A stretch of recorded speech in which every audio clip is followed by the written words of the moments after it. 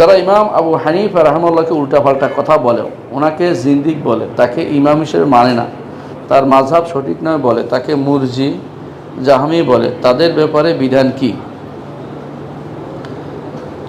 দেখুন ভাই, ইমামরা চলে গেছে, তিলকা উম্মাতুন কাদ খালাত লাহা মা কাসাবাত ওয়া লাকুম মা কাসাবতুম, তারা তাদের আমল নিয়ে চলে গেছে। আবু হানিফা কোনো নবী ছিলেন না যে মাসুম হবেন, সব মানুষের গুনাহ আছে। কুল্লু বনি আদম খাত্তা ও খায়রুল খাত্তাইন আত-তাওয়াবুন, প্রতিটি বনি আদমে গুনাহ করেছে, আর উত্তম গুনাহকারী হচ্ছে যারা তওবা করে। আবু হানিফা রহমতুল্লাহর পিছনে লেগে থাকার কোনো আমার দরকার নেই। কেন দরকার নেই? আবু হানিফা রহমতুল্লাহ ইমাম। আবু দাউদ রহমতুল্লাহ আলী বলতেছেন রাহমাল্লাহ আবু হানিফা কানা ইমামান, তো ইমাম যদি থাকে তিনি ইমাম, তো ইমামেরও ভুল হইতে পারে, কোন ইমামের ভুল নেই? অন্যদেরও খোঁজেন, আপনি ভুল পাইবেন। একবারে এমন কেউ মানুষ নাই জগতে যার কোনো ভুল নেই, ইল্লা যার ভুল নবীদেরকে আল্লাহ তাআলা সংশোধন করে দেয়, অন্যদেরকে সংশোধন করার সুযোগও থাকে না। যার ভুলের চেয়ে শুদ্ধ বেশি, তার হাইলাইট করতে হয় তার শুদ্ধটাকে। যার ভুল বেশি, তার ভুলের কারণে তাকে পরিত্যাগ করতে হয়। আর যার শুদ্ধ বেশি, তার শুদ্ধটাকে হাইলাইট করতে হয়, ভুলগুলি সম্পর্কে সাবধান করতে হয়। আবু হানিফা রহমতুল্লাহ আলী ইমাম মিন আইম্মাতুল মুসলিমিন, কোনো সন্দেহ নেই। তাকে কেউ জিন্দিক বলবে, তাকে কেউ এই জাতীয় কথাবার্তা বলবে, এগুলি আসলে ভয়াবহ জিনিস। তবে তার মধ্যে যে জিনিসটা নিয়ে আমাদের মতভেদ হয়েছে, সেটা হচ্ছে তিনি আমলকে ইমানের রোকন মনে করতেন না। এটা মুরজিয়াদের কাজ, এটার কারণে তার সমালোচনা হয়েছে। তবে তার এর কোনো ওজো আছে কিনা আমরা পাইনি, তার হুজ্জত কায়েম হয়েছে কিনা আমরা দেখিনি।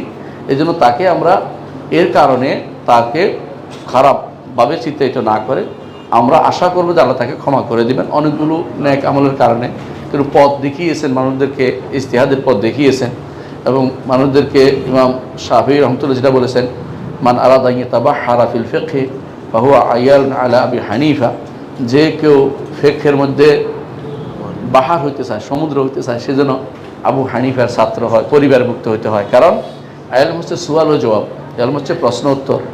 যে আবু হানিফা অধিকাংশ প্রশ্ন করে গেছেন, উত্তরের যা দিয়েছেন বাকিটা অন্যরা দিছে, তো প্রশ্ন তো উনি করে গেছেন বেশিরভাগ, নিয়মটা তুলে গেছেন। কেমনে আগে লিখতে ফাত সুরে, যেমন প্রথমে তাহারাত, সালাত, যাকাত, সওম, হজ, এরপরে মুআমালাত, মুআশারাত, এই যে ফিকহের যে নিয়ম নীতিগুলি তৈরি করে গেছেন, কীভাবে কোনটা আগে পর করতে হবে, এগুলি উনি লিখছেন। ওনার পরে সবাই অনুসরণ করে চলেছে। যত মানুষ এই পদ্ধতিতে অনুসরণ করবে সবাই তার ছাত্র হইতে বাধ্য। হয়তো বলতে পারেন তার কিতাব সরাসরি নেই, কিন্তু তার ছাত্ররা তো একই কিতাব লিখেছে। এখন পর্যন্ত ইমাম মুহাম্মদ ইবনে হাসানের কিতাব ভর্তি, ইমাম আবু ইউসুফের কিতাবও রয়েছে, এবং তাদের ছাত্ররা কিতাব যেগুলো সেগুলি আছে।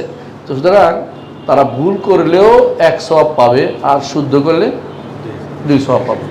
আকীদার ক্ষেত্রে হয় তাকে সংশোধন করার মতো এক জায়গায় শুধু ইরজার মাসালাতে শুধুমাত্র তাকে আটকানো যায়, এর বাইরে জিন্দিক বলা কোনো জায়েজ নেই। আউযুবিল্লাহ।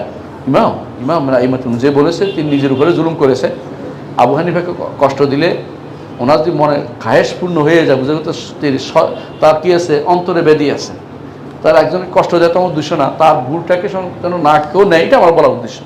যে ওই মাসালাগুলো ওনার ভুল আছে, এগুলো আমরা না নেই, তাহলে যথেষ্ট। আলহামদুলিল্লাহ, কোনো ইমামেরই পরিপূর্ণ শুদ্ধ এটা কেউ বলতে পারবে না। কোথাও না কোথাও কিছু না কিছু ভুল হবেই। আল্লাহ তাদেরকে বিভিন্ন বড় বড় কর্মের কারণে আল্লাহ তাদেরকে ক্ষমা করে দিবেন ইনশাআল্লাহ, আমরা আশা করি।